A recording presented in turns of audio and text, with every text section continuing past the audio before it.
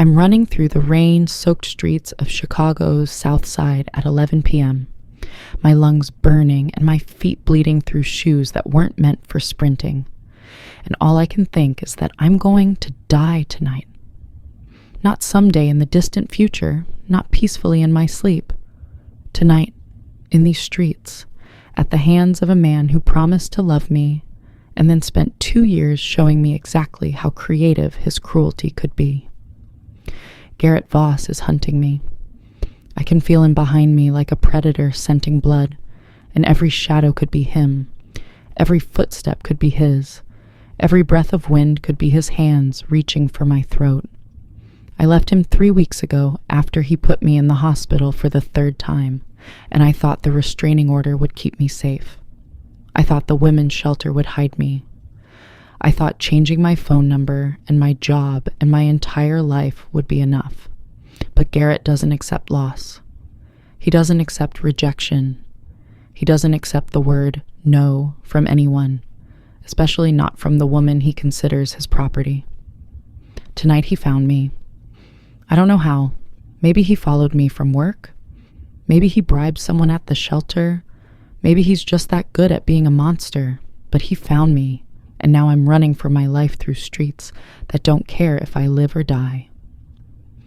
My phone is clutched in my shaking hand, my only lifeline, and I pull it out as I duck into an alley, my back pressed against wet brick that smells like garbage and despair. I need to call someone. I need help. The shelter's emergency number is programmed in my contacts, and I scroll frantically, my vision blurred with rain and tears and terror that makes my hands shake so hard I can barely hold the phone. I find it, or I think I find it.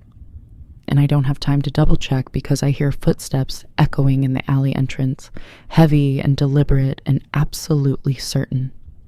Garrett knows I'm here. He's toying with me, drawing out my fear like he always does, savoring my panic like fine wine. Wren, his voice calls through the darkness, friendly and casual like we're meeting for coffee instead of him hunting me like an animal.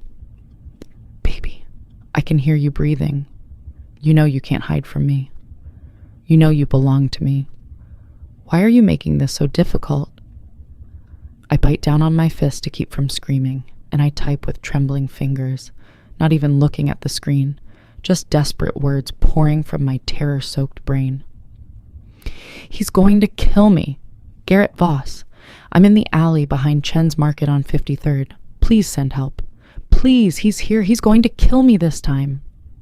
I hit send and immediately pull up my location services, trying to share my coordinates, trying to give whoever receives this message everything they need to find my body when Garrett's done with me. Because I know how this ends.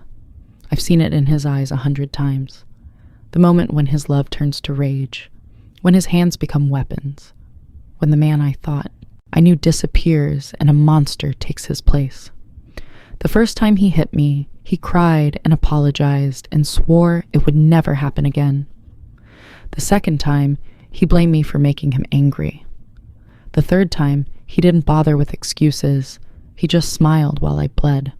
And tonight, I know with absolute certainty, he's going to finish what he started 2 years ago. He's going to kill me, and no one will care enough to stop him. My phone buzzes in my hand, and I nearly drop it, hope surging through my chest. That help is coming, that someone received my message and is sending police. But the number is unknown, and the message makes my heart stop. Not anymore. Stay exactly where you are. Don't move. Don't make a sound. I'm 3 minutes away. 3 minutes? Who responds to a desperate text from a stranger with an ETA? Who promises intervention in 3 minutes? My brain can't process it, can't make sense of this bizarre turn, but I don't have time to question because Garrett's footsteps are getting closer.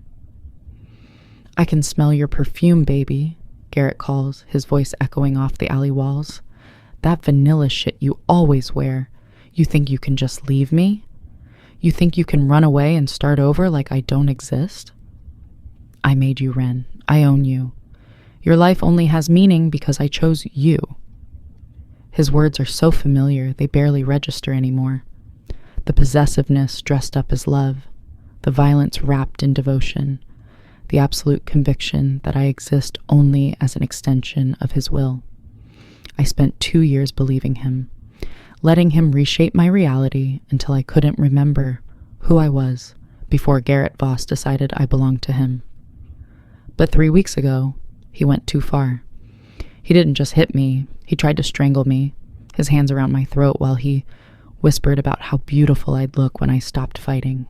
I passed out, and when I woke up in the hospital with a broken rib and finger-shaped bruises blooming purple on my neck, something inside me finally broke free. I left. I ran. And now he's going to make me pay for that defiance with my life. My phone buzzes again. 2 minutes, I can see the alley. Stay quiet. When you hear gunshots, run toward the street. Do you understand? Gunshots? What kind of help involves gunshots? My brain is screaming that this is insane, that I've texted some vigilante or psychopath, that I'm trading one danger for another. But Garrett is 10 feet away now. I can hear him breathing, and any danger is better than the certain death walking toward me. If you're already hooked, hit that subscribe button now. This story is about to get intense, knee-deep, and you won't want to miss what happens next. There you are, Garrett says, and I see a silhouette at the mouth of the alley, backlit by streetlights that turn him into a shadow with teeth. He's bigger than I remember, or maybe I've just gotten smaller in the weeks since I left, shrinking under the weight of constant fear. Did you really think that restraining order would protect you? Did you really think running to a women's shelter would save you? Baby, I'm a lawyer. I know how to work the system. I know which cops to pay off. I know how to make you disappear without anyone asking questions.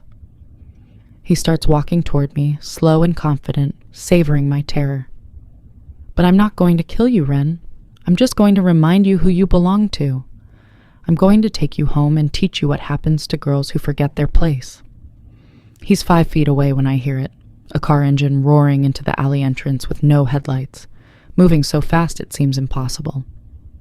Garrett spins toward the sound, and that's when I see the man who steps out of a black Mercedes like death himself arriving to collect a debt. He's massive, well over 6 feet with shoulders that strain against an expensive black suit, dark hair slicked back from a face that could have been carved from granite, and eyes that catch the streetlight and gleam like ice. He moves with the fluid grace of someone who knows violence intimately, and even from 20 feet away, I can see tattoos peeking out from his collar and cuffs, dark ink that marks him as someone from a world I've only seen in movies. Garrett Voss, the man says, his voice low and accented. Russian maybe, or Eastern European, rough and cultured all at once. You're in my city, threatening someone under my protection. That's a mistake you won't live to repeat. Garrett laughs, actually laughs, because he doesn't understand what he's looking at. He sees another man, another threat, another obstacle to overcome. He doesn't see death incarnate. Your protection? I don't know who the fuck you are, but that's my girlfriend cowering in your alley. This is domestic business, so walk away before you get hurt. The stranger's smile is the most terrifying thing I've ever seen. Cold and predatory and absolutely certain. I'm Ronan Kavinsky, he says, like that should mean something. And the woman you're hunting just became the most important person in my organization. So you have 2 choices. Walk away now and leave Chicago forever, or I put a bullet in your skull and dump your body in Lake Michigan. Decide quickly. My patience has limits. Ronan Kavinsky. The name explodes through my terror-fogged brain like a gunshot, because even I, sheltered and isolated as I've been, know that name. Ronan Kavinsky isn't just a criminal. He's the Pakhan, the king of the Russian Bratva that controls half of Chicago's underworld. He's a myth, a nightmare, a story mothers tell children to keep them from misbehaving. And he's standing in this alley claiming I'm under his protection like it's already been decided. Garrett's confidence wavers for the first time, and I watch uncertainty flicker across his face. You're lying.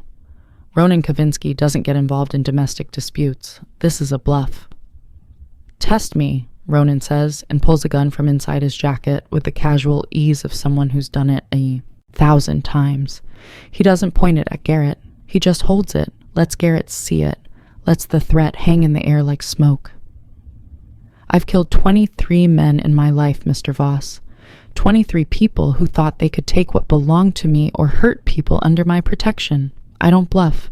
I don't make empty threats. I say what I mean, and I mean exactly what I say. So I'll ask one more time. Are you leaving Chicago, or am I leaving your body in the lake? The tension in the alley is so thick I can barely breathe, and I watch Garrett's face cycle through emotions. Rage, fear, calculation, more rage. He's never backed down from a fight in his life, never accepted defeat, never walked away from something he considers his. But he's also not stupid enough to challenge a man who's holding a gun with the comfort of someone who's used it many times. This isn't over, Garrett says finally, backing toward the alley entrance while keeping his eyes on Ronan. She's mine. She'll always be mine. You can't protect her forever. I can, Ronan says simply, and I will. You have 24 hours to leave Chicago. If I see you again, I'll assume you've chosen death. Run, little lawyer, while you still can. Garrett runs. Actually runs, his footsteps echoing through the alley until they fade into the night sounds of the city. And I'm left alone with a Russian mob boss who just saved my life for reasons I absolutely cannot comprehend. I should run too. Every instinct screams at me to flee, to get away from this dangerous stranger who just threatened murder with the casual ease of someone discussing the weather. But my legs won't work, and I'm shaking so hard I slide down the brick wall until I'm sitting in a puddle that smells like motor oil and rain, and I can't stop the sobs that tear through my chest like physical things. Ronan holsters his gun and approaches slowly, his hands raised like he's approaching a wounded animal. Wren Ashford, he says, my name on his lips sending shivers down my spine. You texted me instead of the shelter's emergency line. 1 digit off, but I'm glad you did, because now I can help you properly. He crouches in front of me, close enough that I can smell his cologne, something expensive and woody that shouldn't smell good on someone so dangerous, but does. He's not going to hurt you again. I promise you that. But we need to get you somewhere safe. Can you stand? I try, but my legs are boneless with terror, an adrenaline crash, and Ronan catches me before I collapse. He lifts me like I weigh nothing, cradling me against his chest, and carries me to his car like I'm something precious, instead of a broken girl who texted the wrong number and accidentally summoned the devil himself. Why? I manage to whisper as he settles me into the passenger seat of his Mercedes, the leather soft and expensive against my rain-soaked clothes. Why are you helping me? You don't know me. Ronan is quiet for a long moment, his hands gripping the steering wheel so tight his knuckles go white. My sister Irina was murdered by her husband 7 years ago, he says finally, his voice rough with old grief. He beat her for months, and she hid it because she was ashamed, because she thought she could fix him, because she loved him despite what he was. I didn't know until it was too late. I didn't know until I got a call saying she was dead, strangled in her own home by the man who promised to love her. He turns to look at me, and his ice blue eyes are blazing with pain and rage, and something that might be redemption. I swore on her grave that I would never let another woman die the way she did, that if I ever had the power to save someone from that fate, I would use it without hesitation. So when you texted me that he was going to kill you, when I saw your terror in those words, I didn't think, I just moved. Because you're every woman who ever needed help and didn't get it in time, and I'm finally in a position to be the help that arrives. His confession breaks something open in my chest, and I understand that this isn't random kindness or mob boss whimsy. This is a man trying to save his sister through me, trying to rewrite history by changing my ending. Thank you, I whisper, and Ronan nods once before starting the engine. Let's get you home, he says. My home, where you'll be safe while we figure out what comes next." And just like that, I trade one dangerous man for another, except this one promises protection instead of violence, safety instead of terror.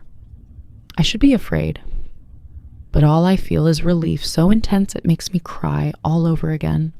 And Ronan drives through Chicago's streets like he owns them, taking me somewhere I pray is better than where I've been. The penthouse Ronan takes me to is like something from a dream. The top floor of a building overlooking Lake Michigan. All floor-to-ceiling windows, and expensive, minimalist furniture, and art that probably cost more than I've earned in my entire life. A woman in her 50s is waiting when we arrive, her expression kind and knowing. "This is Katya," Ronan says. "She runs my household, and she'll help you get settled. Anything you need, clothes, food, medical attention, just ask." Katya takes one look at me, soaking wet, shaking, bruised, and her eyes fill with understanding that suggests she's seen this before.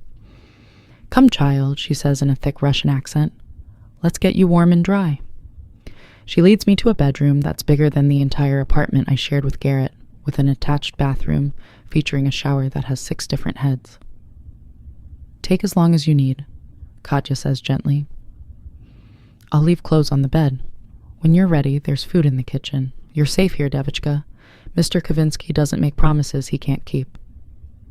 I stand under water hot enough to scald for 30 minutes, washing away rain and fear and the lingering sense of Garrett's hands on my throat.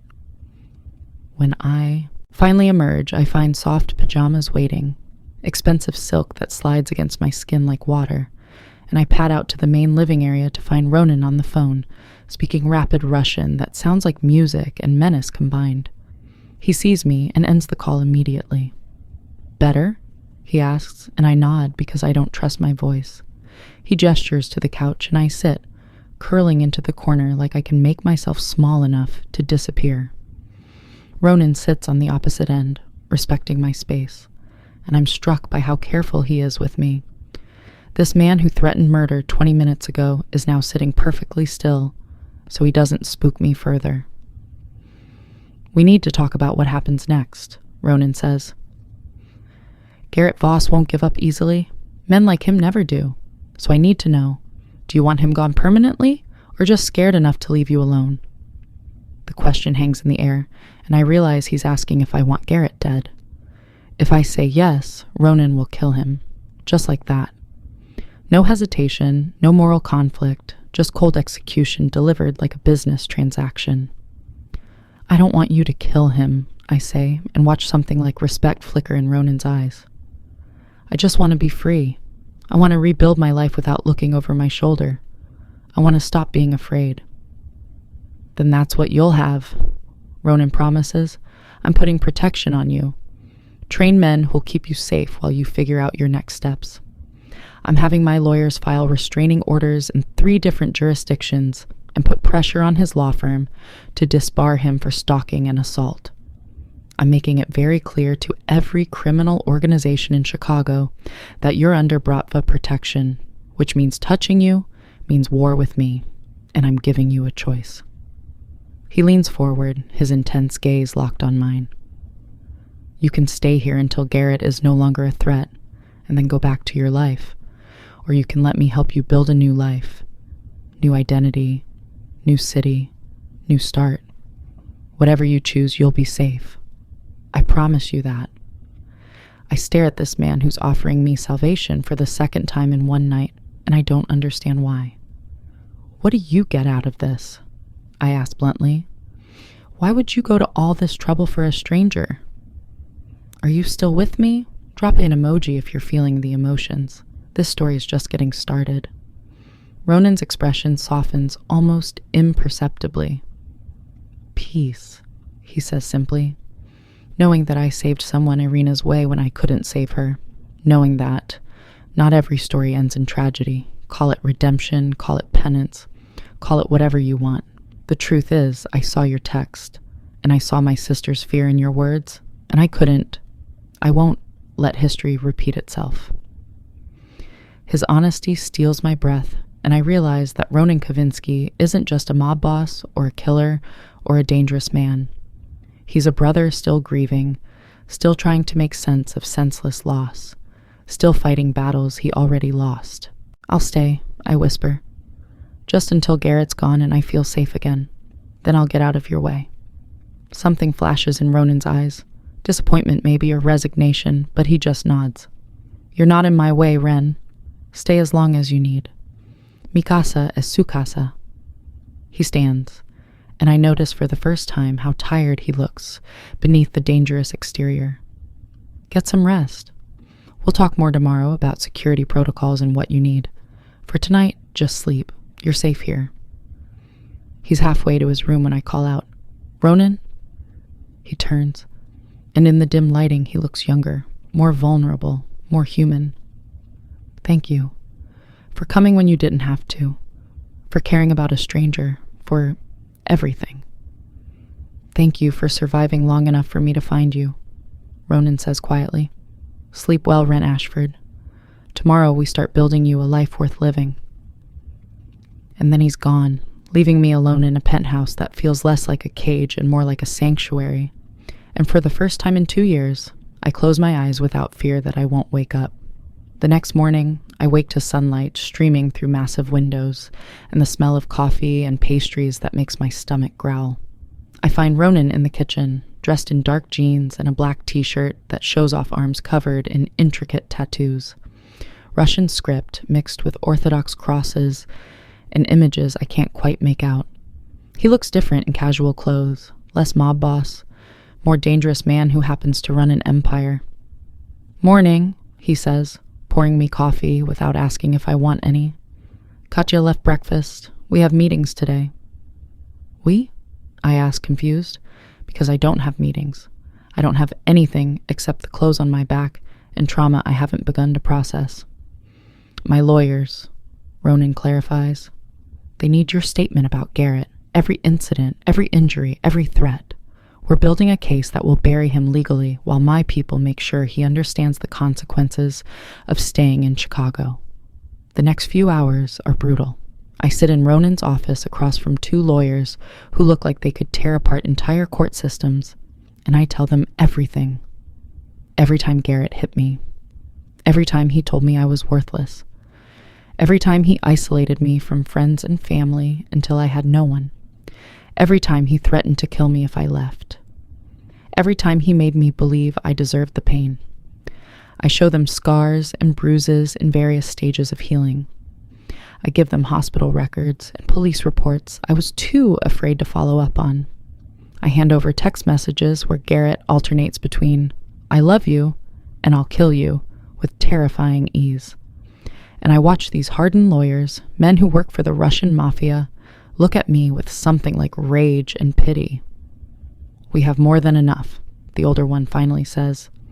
"Mr. Voss is going to lose his law license, face criminal charges, and spend the next decade fighting legal battles that will bankrupt him. And that's before Mr. Kavinsky's other resources make his life unlivable in this city. I don't want revenge," I say quietly. "I just want safety." "You'll have both," Ronan says from where he's been sitting silently in the corner. "Because men like Garrett Voss only understand consequences.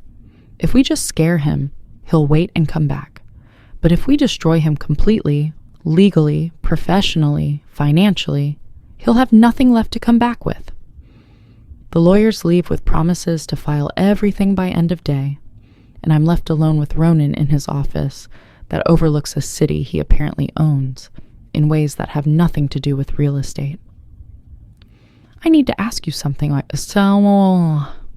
say, because the question has been eating at me since last night. Why did you answer my text? Most people would have ignored a wrong number, especially one that dramatic. Why did you respond?" Ronan is quiet for a long moment, staring out at the skyline like it holds answers.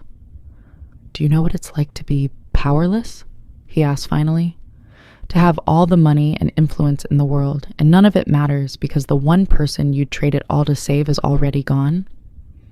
I think about Marin, the sister I don't have, but whose loss I can imagine, and I nod.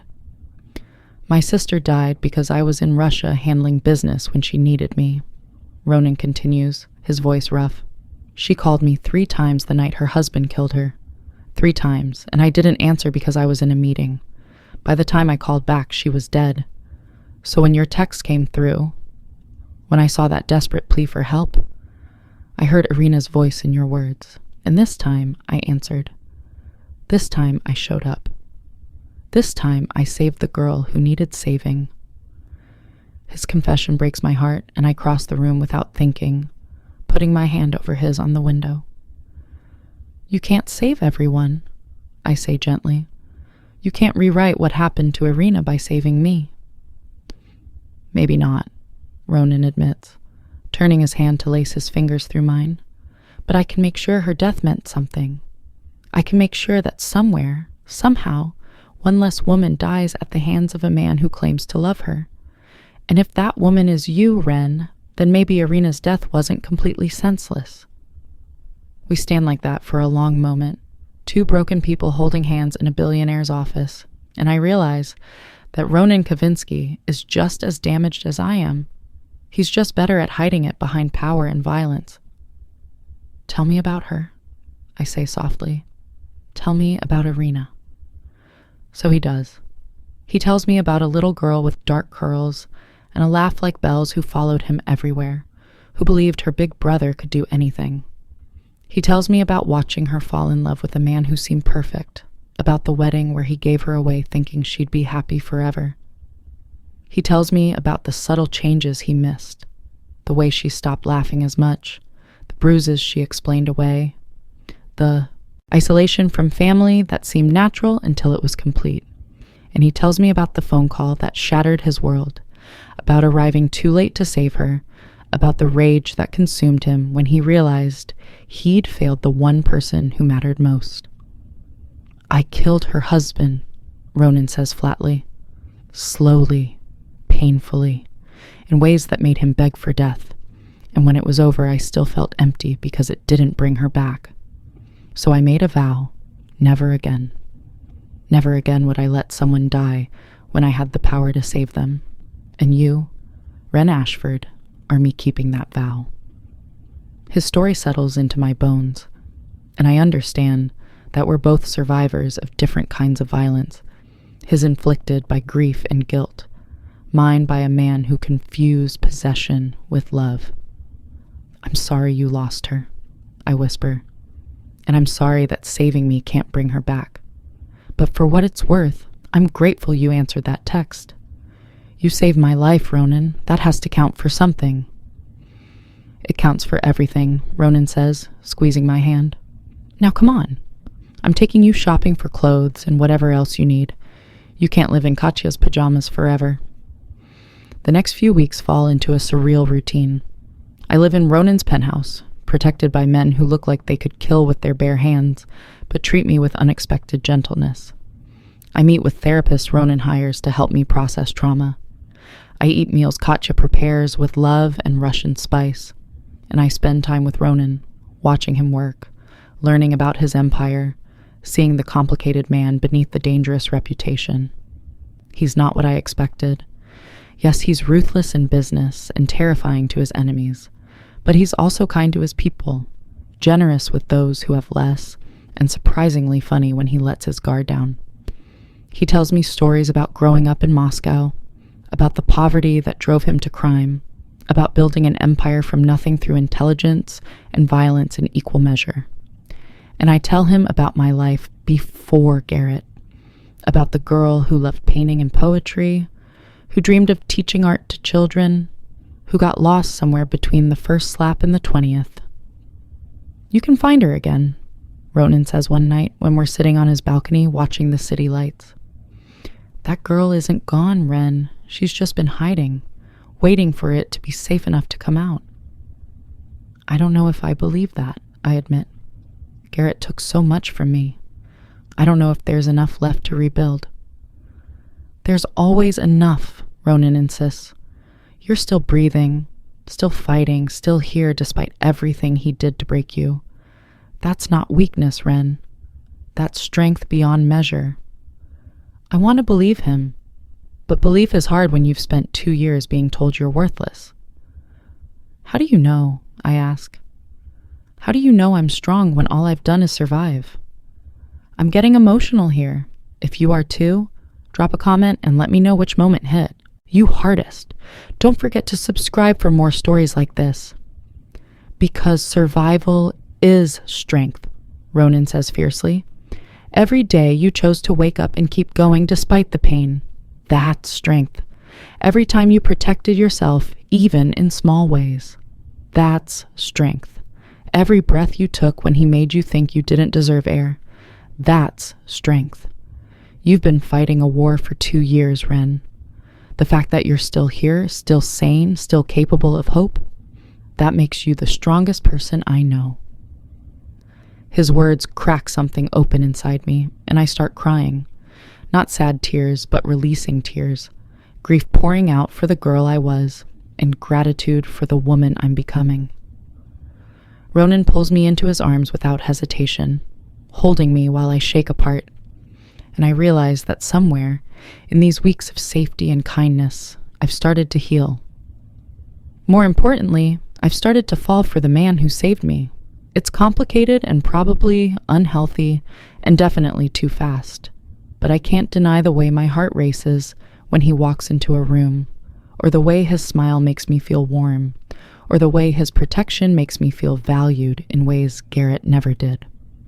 Ronan makes me feel seen, important, worth protecting. And that's addictive in ways I wasn't prepared for. But before I can process these feelings, before I can figure out if what I feel is real or just transference, everything explodes in the worst possible way. I'm alone in the penthouse for the first time in weeks, Ronan at a business meeting, Katya running errands, security stationed outside but not in my immediate space when someone knocks on the door. I freeze because no one should be able to get past security, but the knock comes again, polite and insistent. I check the security camera feed on the tablet Ronan gave me, and my blood runs cold. Garrett is standing in the hallway, looking directly at the camera with a smile that promises violence. How? I start, but I don't finish. Because it doesn't matter how. He's here. He found me, and I'm alone. My phone is in my hand, immediately pulling up Ronan's number, but before I can call, my phone buzzes with a text from an unknown number. If you call for help, I'll kill him when he arrives. Open the door, Wren. We need to talk. The message is from Garrett. He must have gotten a new number, and panic floods through me like ice water. He's going to kill Ronan. If I call for help, if Ronan shows up, Garrett will kill him. And I absolutely cannot be responsible for another person dying because of me. So I do the stupidest thing possible. I open the door. Garrett pushes inside immediately, closing and locking the door behind him, and he looks different than I remember. Thinner, harder, with dark circles under his eyes and a manic energy that sets off every alarm bell in my system. "Hello, baby," he says, casual as can be. "Miss me?" "How did you get past security?" I demand, backing away slowly, keeping furniture between us. "How did you even find this place?" "I'm a lawyer, remember?" Garrett says, following my retreat with slow, measured steps. "I know how to investigate people. I know how to find information. And when I found out you were living with Ronan Kavinsky, it just made me more determined. You think running to the Russian mob keeps you safe from me? Baby, it just makes this more fun." He's insane. Actually insane. I can see it in his eyes, the complete disconnect from reality, the absolute conviction that I still belong to him, the willingness to die as long as he takes me with him. "Garrett, please," I try, keeping my voice calm even as my heart hammers. "Just leave. We can both walk away from this. You don't have to do this." "Yes, I do," Garrett says and pulls out a gun. "Because if I can't have you, no one can. Especially not some Russian gangster who thinks he can take what's mine." The gun changes everything. I'm no longer dealing with fists I might outrun or words I can deflect. I'm staring at instant death, and Garrett's finger is on the trigger. You're going to come with me, Garrett says, quietly. And if you make any noise, if you try to signal for help, I'll kill you and everyone in this building, starting with that old Russian bitch who thinks she can replace me taking care of you.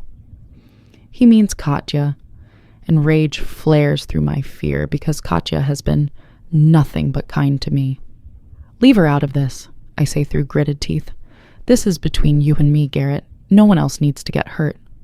Then come with me, Garrett repeats. Now. I'm calculating odds and coming up empty. There's no way past him. No weapon within reach. No time to call for help before he pulls that trigger. I'm going to die. Either here if I resist, or wherever he takes me after he's done whatever sick punishment he's planned. But then I remember Ronan's words. Survival is strength.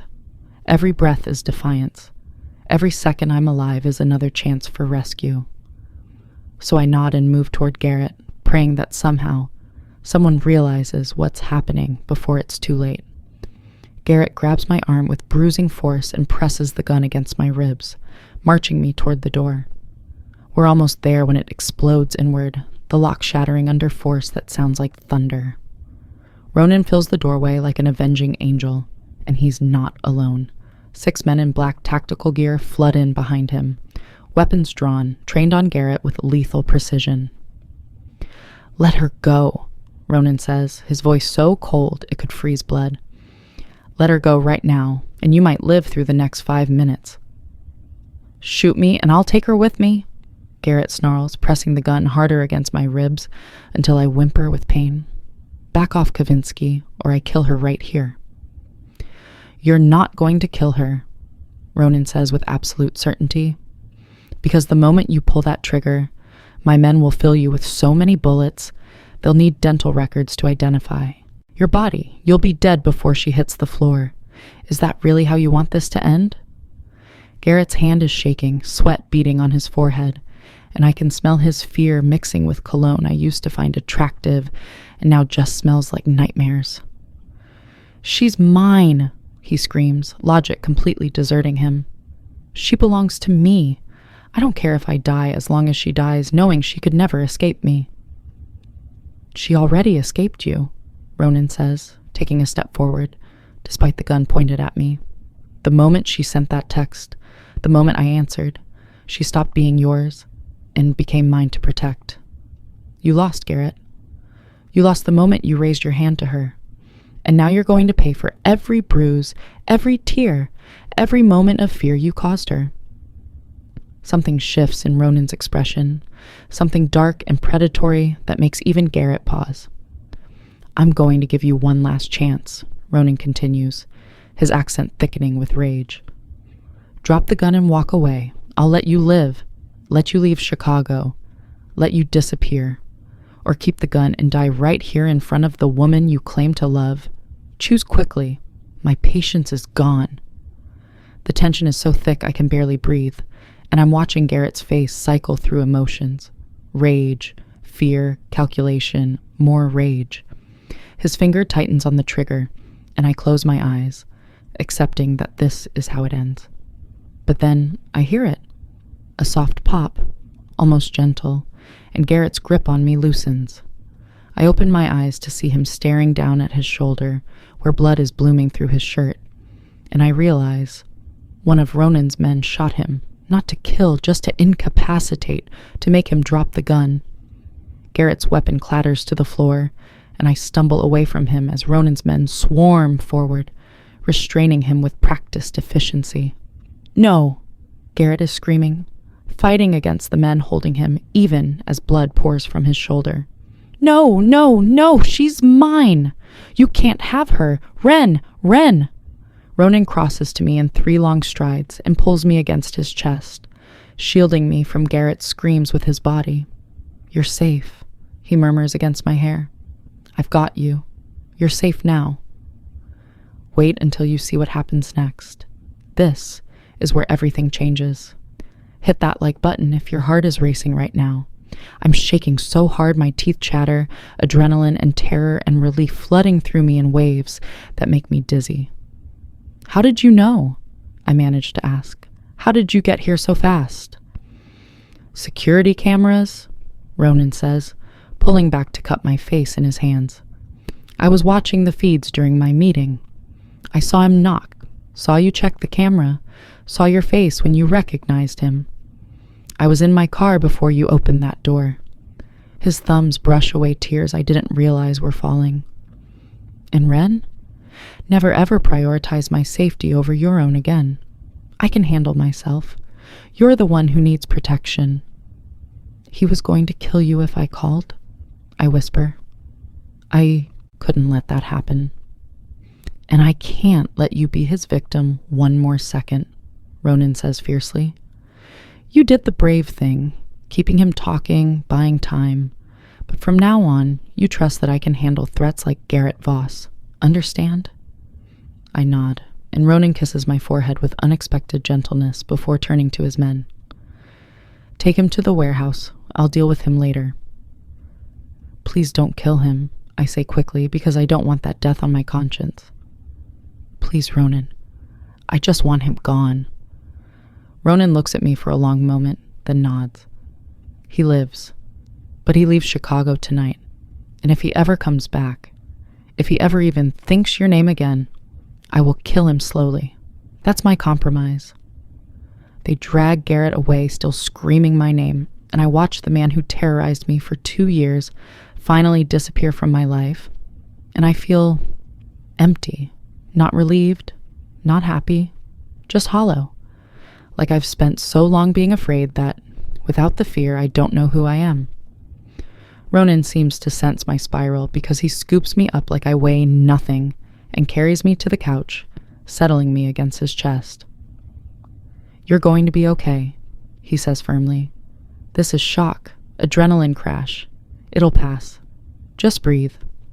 So I breathe, matching my rhythm to his, and slowly the world stops spinning quite so violently. I thought I was going to die, I whisper. When I saw him in that hallway, when he pulled that gun, I thought that was it. But you didn't die, Ronan says. You survived. Again. And you're going to keep surviving, Wren. You're going to thrive. I promise you that. I pull back to look at him, really look at him, and I see the fear beneath his controlled exterior. He was scared. This powerful man who faces down killers and runs an empire was terrified when Garrett had that gun on me. You were afraid? I say wonderingly. For me, you were actually afraid. Terrified, Ronan admits. Watching him hold that gun to you, knowing that one wrong move could get you killed. It was the most afraid I've been since the night Irina died, and that's when I knew. Knew what? I ask, my heart hammering for entirely different reasons now. Ronan's ice blue eyes lock onto mine with an intensity that steals my breath. That somewhere, in these weeks of protecting you, somewhere between saving you in that alley and watching you heal, I fell in love with you, completely, irrevocably, in ways that terrify me because loving someone means they can destroy you just by dying. His confession hangs in the air between us, and I should be afraid of this intensity, this claiming, this man who just admitted he loves me. But all I feel is certainty settling into my bones like coming home. I love you too, I whisper. I've been trying not to, trying to tell myself it's just gratitude or trauma, bonding or something unhealthy, but it's not. It's real. You make me feel safe and valued and seen in ways I've never felt before. You make me want to be brave. You make me believe I deserve good things. You deserve everything, Ronan says fiercely, pulling me impossibly closer. And I'm going to spend however long you'll let me proving that to you. He kisses me then. Not gentle, not tentative, but consuming and claiming and promising all at once.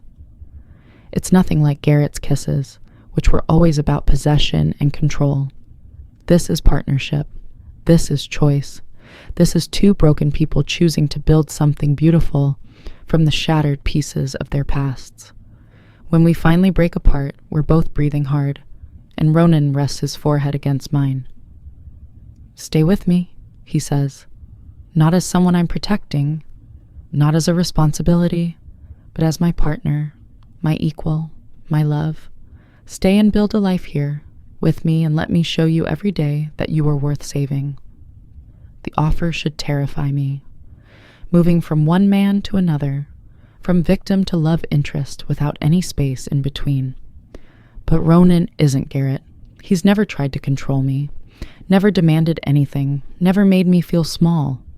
He's protected and supported and believed in me, and somewhere in that safety, I've found myself again. I'll stay, I say, but on one condition. Anything, Ronan promises. Help me find who I was before Garrett. Help me go back to school, to painting, to dreaming about teaching art to children. Help me rebuild not just a life, but myself. Can you do that? Ronan's answering smile could light up the entire city. I can do more than that. I can fund an art program for underprivileged kids with you running it. I can make you the most celebrated art teacher in Chicago. I can give you everything you ever dreamed of and more. All you have to do is let me.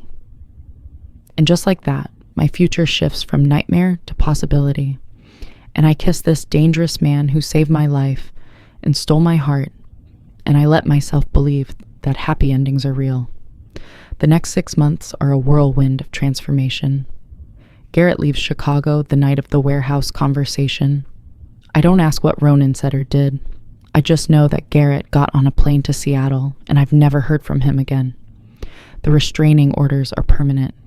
His law license is suspended pending criminal investigation, and I'm finally, truly free. Ronan keeps his promise.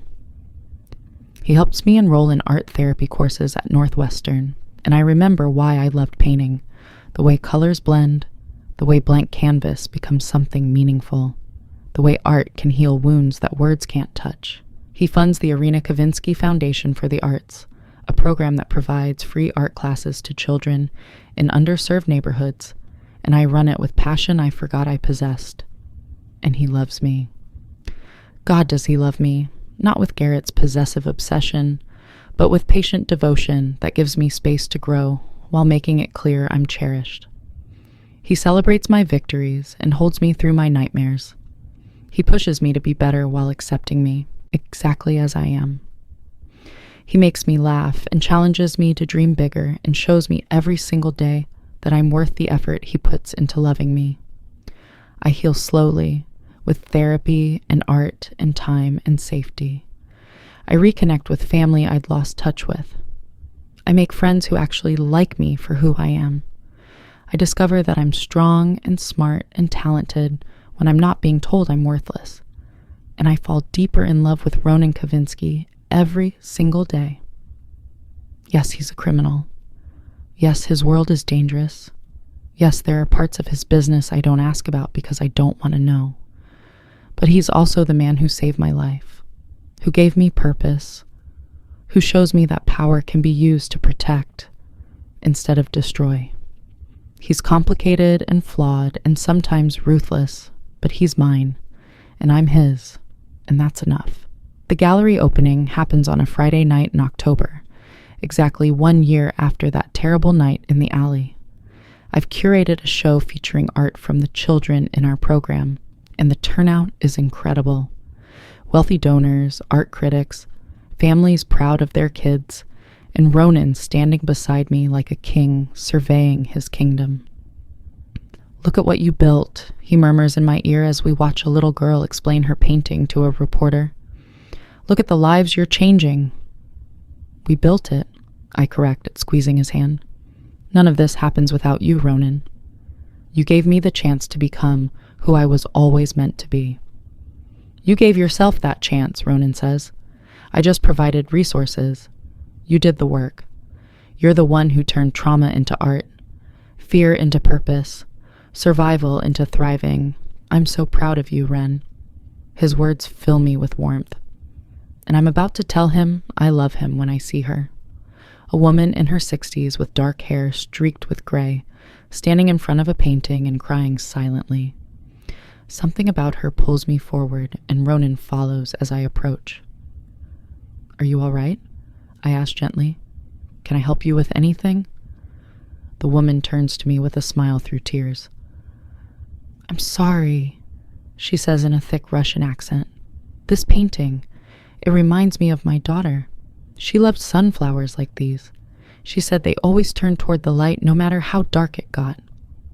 My heart stops because I know who this is before she says another word. You're Irina's mother, I breathe and watch her eyes widen. How did you... I'm Wren Ashford, I say. I run this foundation that's named for your daughter. Your son, Ronan, he told me about her. About her art, her light, everything she was. Tears stream down her face as she looks between me and Ronan, who's gone absolutely still beside me. Ronan, she whispers, my boy, you did this? You created this for Irina? For Irina, Ronan says, his voice rough with emotion. And for Wren, who reminded me that losing Irina didn't have to mean losing myself to grief, that I could honor her memory by protecting and supporting other women instead of just punishing the ones who hurt her. Did this story touch your heart? Drop an emoji and subscribe if you believe in second chances and dangerous love that heals.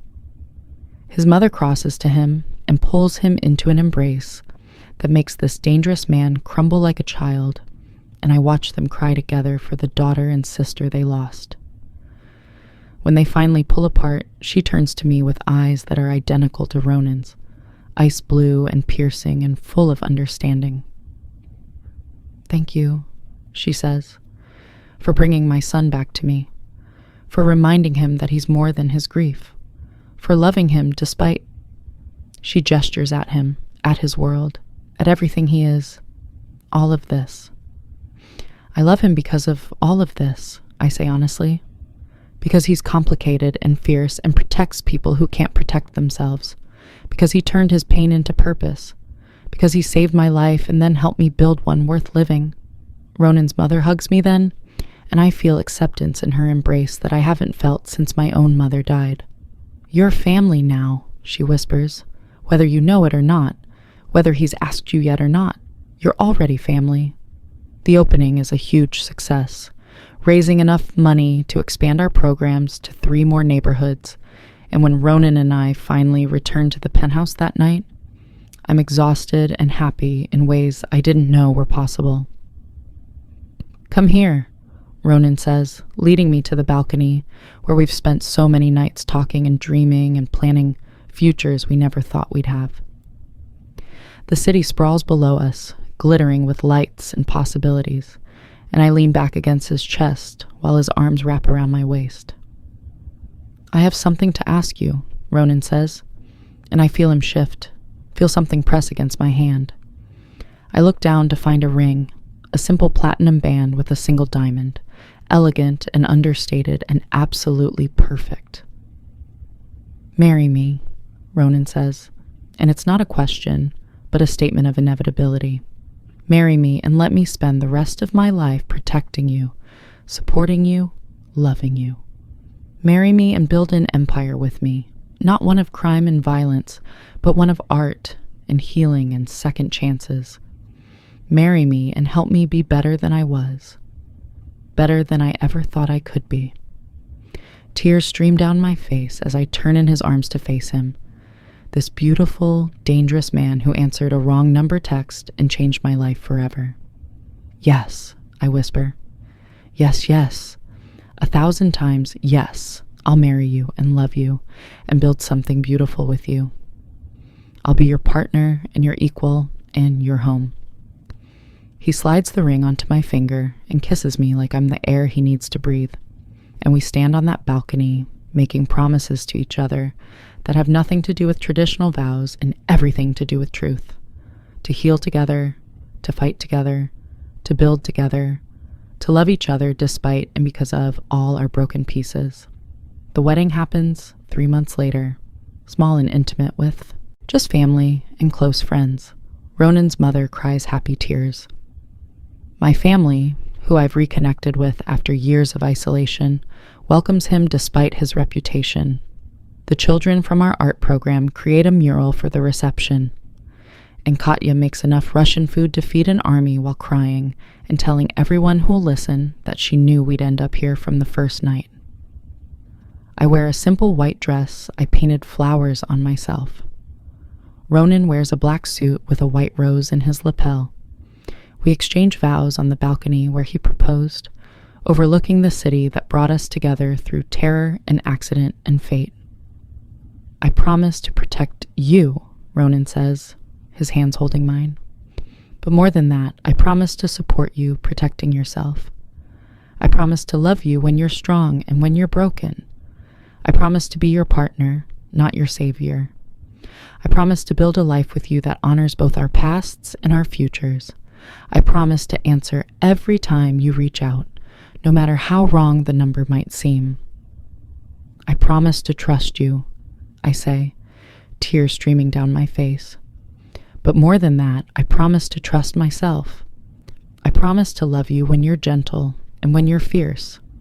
I promise to be your equal, not your burden. I promise to build an empire with you that makes the world better than we found it. I promise to keep reaching out, keep surviving, keep choosing life and love and hope no matter how dark things get. We seal our promises with a kiss that tastes like salt and joy and forever. And when we turn to face our small gathering, everyone is crying, happy tears for two broken people who found each other and chose to heal together. The reception is perfect, full of laughter and dancing and toasts that make us cry, and stories about Irina that help keep her memory alive. Ronan's mother pulls me aside at one point, her eyes shining with happiness and grief mixed together. She would have loved you, she says. Irina would have adored you, and she would be so proud of what her death inspired, not just vengeance, but creation, not just grief, but growth. You gave my son back his humanity, Wren. Thank you. He gave me back my life, I say. I think that makes us even. That night, Ronan and I return to the penthouse that's now officially ours, not his or mine, but ours together, and we make love for the first time as husband and wife, slow and tender and perfect. Afterward, we lie tangled together watching the city lights, and I think about how far I've come from that terrified girl running through alleys, texting desperate pleas to the wrong number. What are you thinking about? Ronan asks, his fingers tracing lazy patterns on my bare shoulder. How one wrong number changed everything, I say softly. How the worst night of my life led to the best. How being hunted led me to being loved. How survival led to thriving. It wasn't the wrong number, Ronan says, echoing words he said before. It was exactly the right number, Wren. You were always meant to find me, and I was always meant to find you. The universe just had to get creative about how to bring us together. I turned to face him. This man who saved my life and stole my heart and gave me futures I never dreamed possible. I love you, I say, for answering when you didn't have to, for protecting me when I couldn't protect myself, for loving me when I forgot how to love myself, for everything, Ronan. I love you for everything. I love you too, he says, pulling me closer, for trusting me when you had every reason not to, for healing despite everything that broke you, for building something beautiful from ashes, for being exactly who you are. I love you for surviving long enough for me to find you. We hold each other as the city sleeps below us, two souls who found each other in the darkness and chose to walk toward the light together. My life didn't turn out how I planned. I didn't get the safe, simple existence I thought I wanted. Instead, I got something messier and more complicated and infinitely more beautiful, a love built on honesty and equality, a purpose that fulfills my soul, and a partner who sees all my scars and loves me more because of them, not despite them. I texted, "He's going to kill me," to the wrong number, and Ronan replied, "Not anymore," and that simple exchange became a promise he's kept every single day since. I'm not dead. I'm alive, I'm thriving, I'm loved, I'm whole, and I'm exactly where I'm meant to be, in the arms of a man who turned out to be exactly the right person, at exactly the right time, answering exactly when I needed him most. Sometimes the wrong number is exactly right. Sometimes the most dangerous men are the safest. Sometimes survival is just the beginning of the story. And sometimes, just sometimes, the worst nights lead to the best lives. The end of this story wrecked you emotionally. Smash that like button and subscribe for more addictive romance tales. Drop an emoji in the comments and tell me, do you believe people can find love after trauma? Let me know below and turn on notifications for the next story that will make you feel everything.